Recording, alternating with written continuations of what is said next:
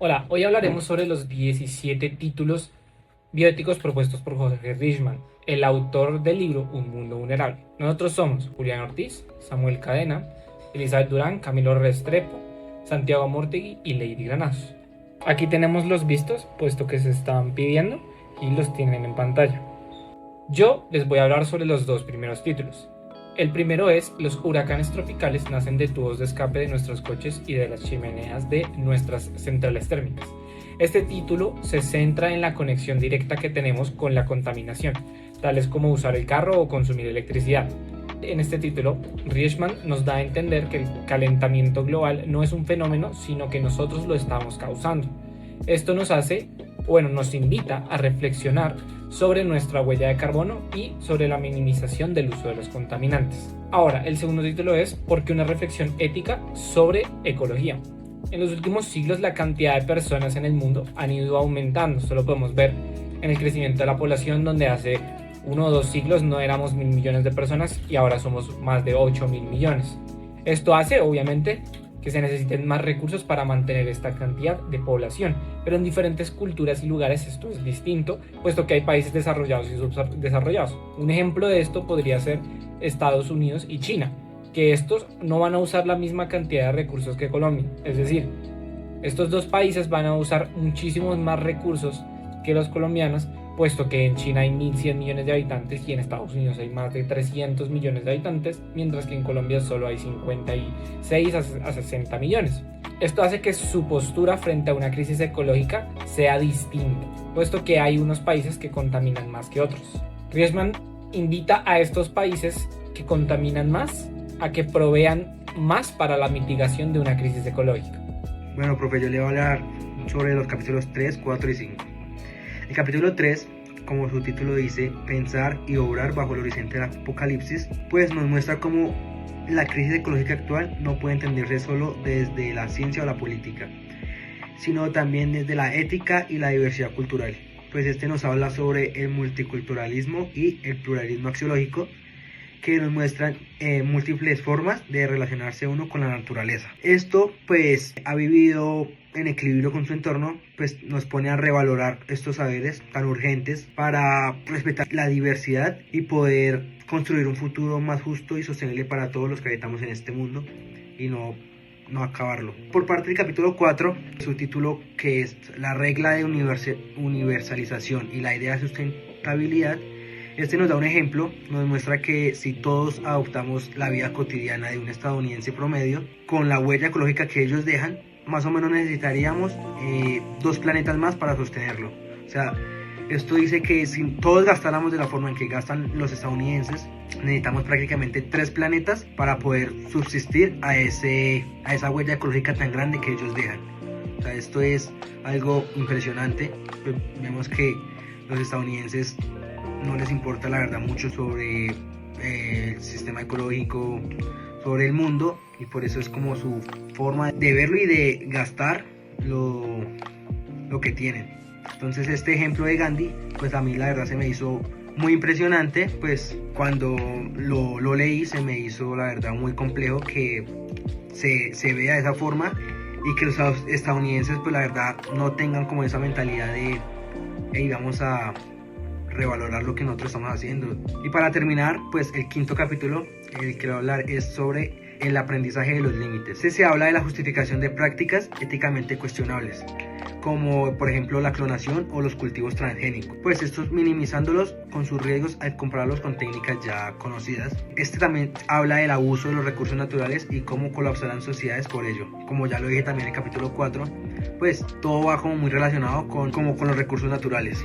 En esta el autor propone que es necesario aprender a respetar los límites ecológicos y sociales, reduciendo el consumo a pesar de los avances tecnológicos. Pues de pronto nosotros decimos como bueno, esto cada día está avanzando más la tecnología, alguna vez va a haber una solución para todo lo que nosotros hacemos. Pues no, a pesar de todos esos avances debemos reducir el consumo para no llegar hasta esos límites y de pronto podernos arrepentir de una forma. Capítulo 6. Superar la hechicería.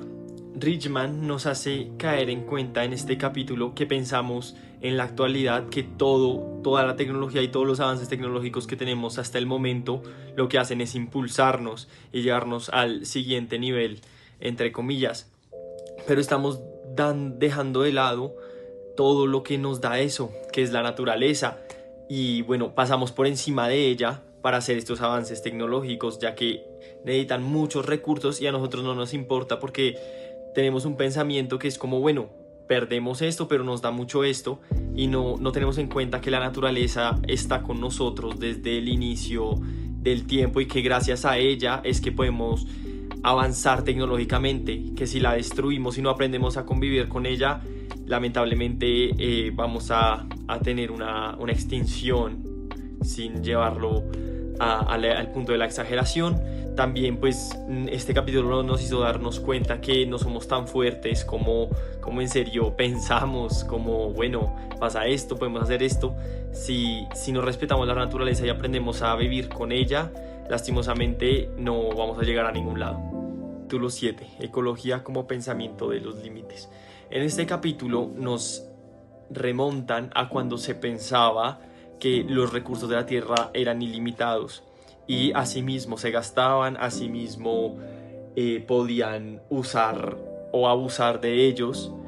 Y bueno, nos cuentan cómo cambió la visión ahora, respectivamente, que descubrimos que la tierra sí era finita, que los recursos son finitos, que no podemos, que ese pensamiento que se tenía atrás era irracional, era peligroso, que tenemos que cuidar estos recursos porque puede que se acaben porque son finitos. Y nos enseña también a que no podemos seguir derrochando como lo hacían antes, no podemos seguir gastando de la misma manera, no podemos seguir desperdiciando como si estos recursos fueran ilimitados y tuviéramos la percepción de esa época que ya se ha demostrado que está totalmente equivocada y que tenemos que tener un buen uso y manejo de nuestros recursos. Capítulo 8. Disparos por elevación. Bueno, en este capítulo podemos ver cómo luchan con casos de la biotecnología, de la manipulación genética. Luchan contra todo esto, nos dicen más o menos, nos dan alguno que otro ejemplo de los casos, nos dan esa reflexión más que todo para mí, esa reflexión en la que no tenemos en cuenta los valores que nos han enseñado, nuestras raíces morales, nuestras raíces emocionales, sino que nos dedicamos tanto a la ciencia que olvidamos estos parámetros y no nos importa, manipular especies, manipular animales vivos, seres que sienten. Entonces no nos importa esto y decidimos pasar sobre esto, como ya lo había dicho anteriormente, para tener algún tipo de avance tecnológico mundial, algo que revolucione, algo que nos pueda ayudar a tapar algún problema sin darnos cuenta que estamos desenterrando muchísimos más. Entonces estos son, para mí el capítulo nos intenta mostrar los usos perjudiciales que tiene la tecnología, su lado oscuro, por decir así, su lado que no tenemos en cuenta. El capítulo explica que defender el valor moral de los individuos no significa promover el egoísmo, sino reconocer que vivimos en una sociedad que condiciona nuestras acciones. Por eso los problemas éticos no pueden resolverse solo desde lo individual, sino que requieren acción colectiva. Cuando se destruyen los ecosistemas y el ambiente, se denomina inmoralidad del orden superior. Para combatirla, hay que inducir políticas ambientales y proteccionistas en las instituciones. En esta parte, el autor nos hace pensar en cómo participamos sin querer en este ciclo. A veces compramos cosas sin pensar de dónde vienen o a qué costo se producen. El autor no solo critica, también nos invita a detenernos a tomar conciencia y buscar formas de vivir que no dependan de dañar tanto el mundo. Nos dejó con la sensación de que sí se puede cambiar, pero necesitamos frenar un poco y pensar nuestras prioridades. Este título es una crítica cruda pero con conciencia y sentido a la hipocresía y la inacción frente a las crisis ecológicas. La ironía muestra cómo nuestras sociedades y sus líderes tienden a evitar el cambio real refugiándose en excusas, simbolismos y tecnicismos para no enfrentar las raíces del problema pero ser beneficiados de los puestos que ejercen. Las 7 actitudes descritas no solo representan a los gobiernos, sino también a la ciudadanía que muchas veces elige la comodidad, la negación o el autoengaño en lugar del compromiso. El capítulo 12, que tiene como título Romper el espejismo de la normalidad, el autor nos habla o nos dice que cuestionar nuestra percepción de la normalidad o reconocer lo que para nosotros muchas veces es normal es una crisis constante disimulada por la misma costumbre a la que nos hemos sometido como seres humanos. En un mundo que está marcado por tanta degradación ambiental, por tantas injusticias, aceptar pasivamente o aceptar de a poco ese tipo de situaciones equivale a un respaldo hacia esas mismas. El concepto de normalidad que también nos habla el autor pues revela que es una construcción subjetiva que muchas veces está dominada o que está definida por las personas de alto poder, las personas que controlan muchas veces el tema político, el tema económico, y entender que confrontar ese tipo de problemas o ese tipo de rasgos es nuestra responsabilidad. No solo el hecho de aceptar cosas tan simples, sino el hecho de empezar a juzgar desde lo más mínimo y darnos cuenta de que para lo que nosotros es normal, muchas veces no está bien. Entonces el autor nos invita también como a transformar esa idea del ámbito ecológico y dejar de considerar normales cosas tan simples como la contaminación o el daño ambiental que tareas cotidianas pues suelen hacer. Luego en el capítulo 13, que tiene como título ¿Qué se puede hacer?, el autor nos habla o nos hace un llamado de atención a las situaciones que se viven en la crisis ecológica y social en la que estamos viviendo en este momento.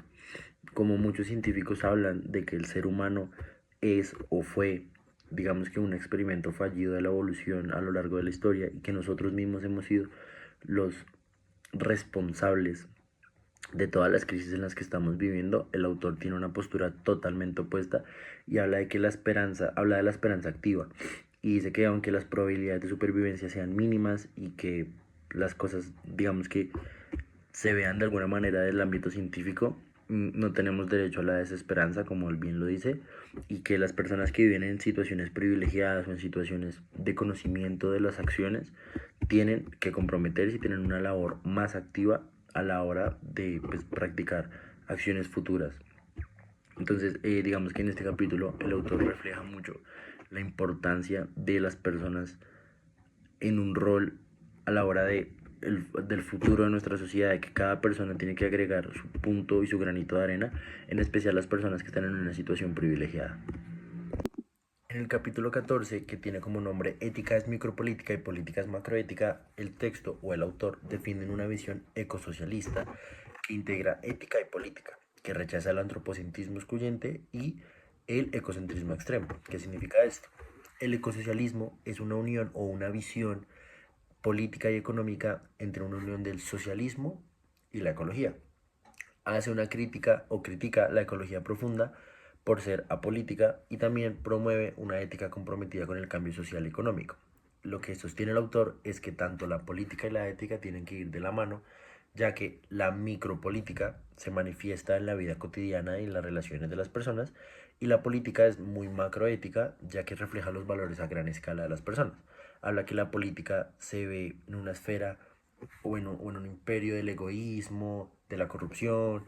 Por eso digamos que la ética se ve tan reflejada en la política. Y en cambio, la ética digamos que no tiene mucho que ver con la política, pues ya que se manifiesta en situaciones cotidianas para cada uno. Entonces, en un mundo tan globalizado como el nuestro, donde las acciones tienen efectos lejanas en el espacio y en el tiempo, la ética y la política deben unirse como nunca para así poder finalmente tener una mejor solución a la hora de afrontar problemas que incluyan un cuidado de nuestro planeta y un aporte a nuestra sociedad.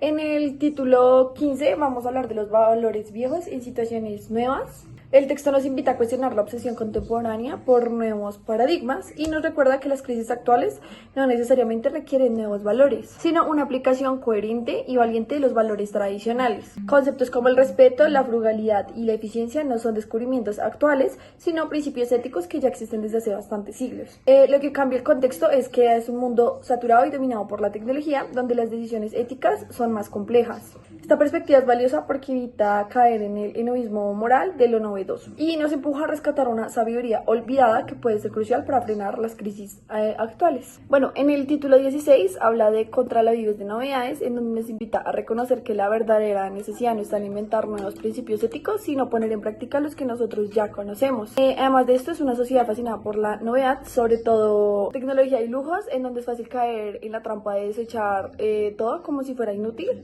sin valorar la vida útil por completo de un producto o un servicio, en donde muchas veces ya no se reconocen las herramientas morales que ya existen.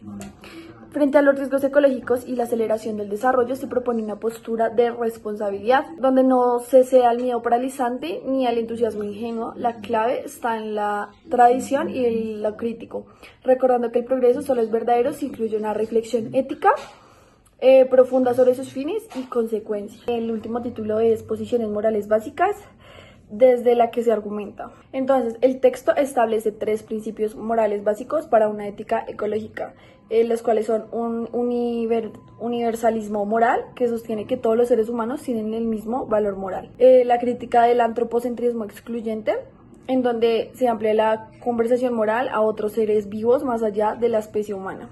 Y por último está la responsabilidad especial de los humanos como únicos agentes morales conocidos hacia los demás seres vivos y a la biosfera. Además, identifica 3 grandes ejes de reflexión moral, que es la relación entre la humanidad actual y las generaciones futuras, también entre el norte y el sur global, y entre lo humano y lo animal.